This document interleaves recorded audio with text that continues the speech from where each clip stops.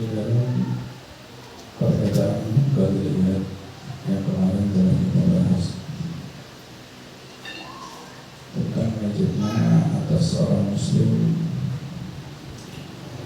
berjihad di dalam dirinya untuk melatih, untuk mengendalikan daripada nafsunya agar bisa sesuai sejalan dengan syariat yang telah ditentukan oleh Allah dan Rasul. Dan wajib bagi seorang muslim untuk beradab dengan adab yang telah diajarkan Allah SWT dalam Al-Quran.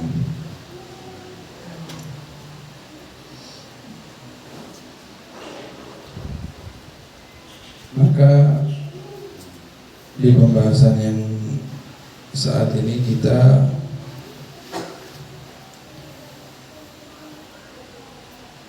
menelaah daripada firman-Nya Allah Subhanahu wa taala.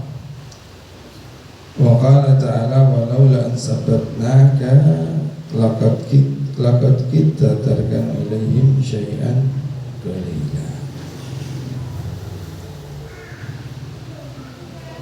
Allah Subhanahu wa taala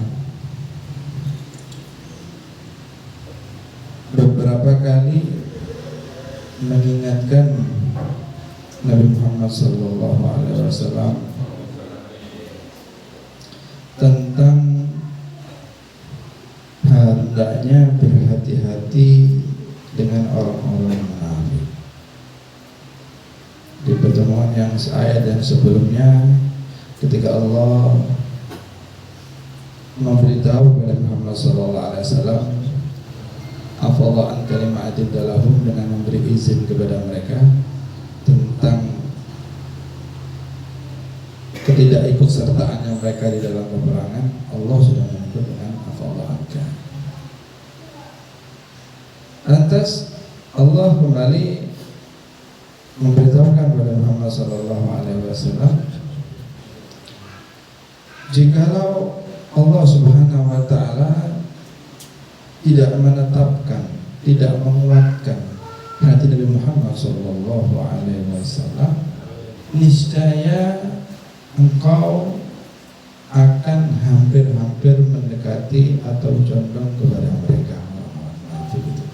Syai'an qalila, walaupun sedikit. Kalau Allah tidak menjaga hati Nabi SAW.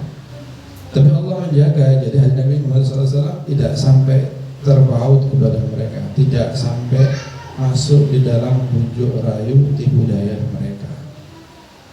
Tapi Allah mengingatkan di sini bahwa kalau Allah tidak menjaga, maka hampir-hampir Nabi SAW itu condong hatinya kepada mereka kalau Allah tidak menjaga. Tapi kan Allah menjaga sehingga tidak ada kecondongan kepada orang-orang munafik, walaupun itu sedikit.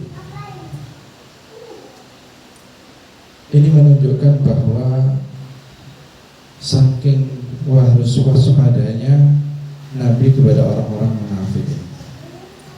Karena orang-orang munafik ini dikatakan oleh Allah Subhanahu wa taala Ini sebagai orang yang mudabdab, orang yang mudabdab.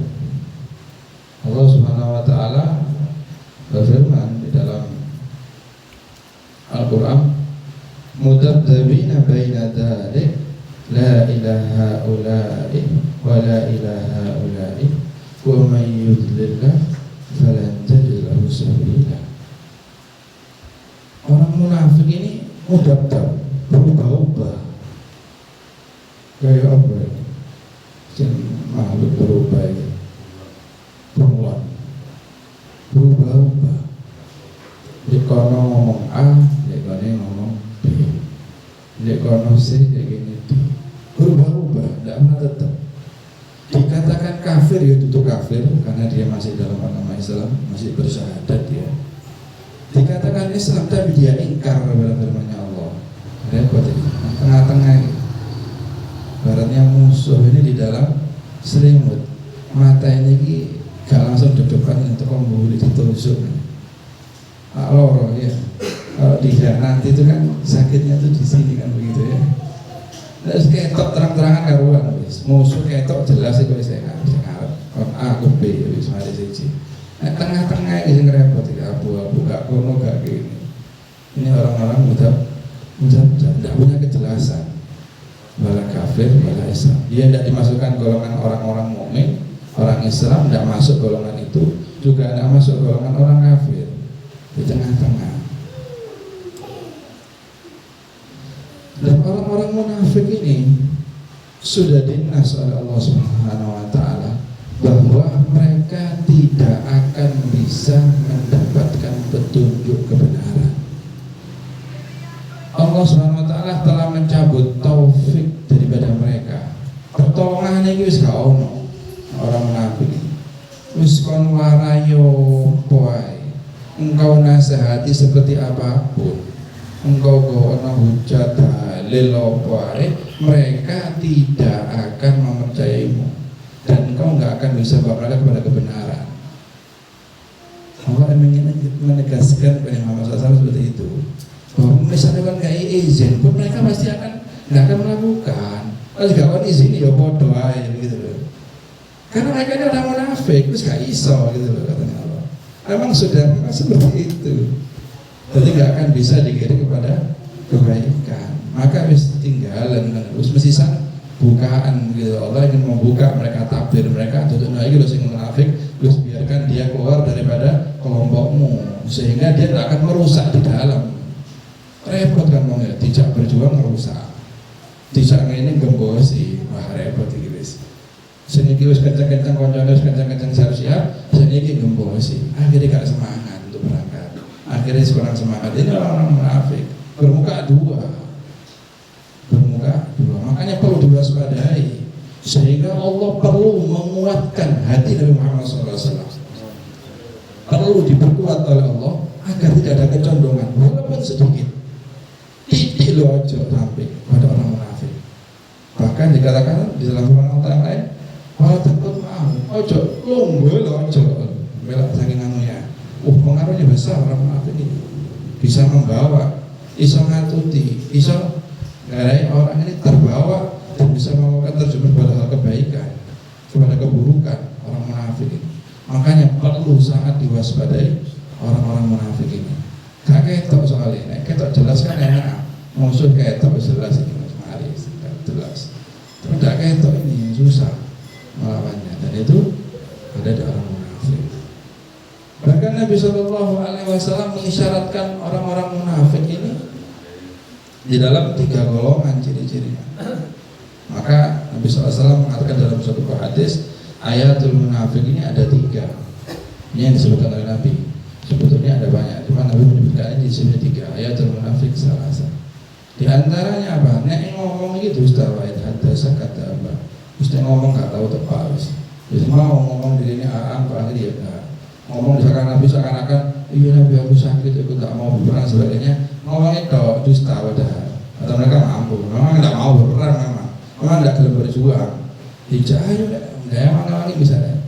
Untuk memperjuangkan jati jalannya Allah, ayo kita berjuang, ayo kita menghidupkan ilmu, ayo kita menghidupkan majlis, ayo kita memperjuangkan kebenaran. ngomong kok yo Arab. Mari nih murid sepurah nih. Kemudian nggak termasuk itu ya. Cuman biasanya seperti itu tanda. Jadi kalau berkata dia itu berbohong. Tidak teman ngomong dok. Kita terus ya, bukan kita terus ya. Memang begitu. Ngomong saja ya. Jadi ngomongnya ini iki ternyata berdusta, tidak ditepati janjinya. Ini termasuk kata Nabi Sallallahu Alaihi Wasallam orang munafik. Adapun yang kedua, wa idza tu'mina wa idza wa'ada akhlafa. Nek wis janji gitu. Akhlafa wis mukhalif wis ditulung sing kaya lali temenan, lali tadian. Memang mengingkar dengan janjinya. Diingkari, enggak percaya, enggak dilakoni. Janji aku ngene, kok aku ngene. Aku nek dadi misalnya ngene, kok aku nek mimpin ngene. Nah aku nek begini gitu. Nah aku dikai amanat sebagai ini, nah aku kok dikai harta begini, nah aku dijadikan pimpinan seperti ini dan sebagainya. Janji tok, tapi ingkar itu aku kabeh janjinya. Cuma sekedar nih, malu saja tak dijalani. Ini kata Nabi sallallahu alaihi wasallam. Ingkar mereka dengan janji.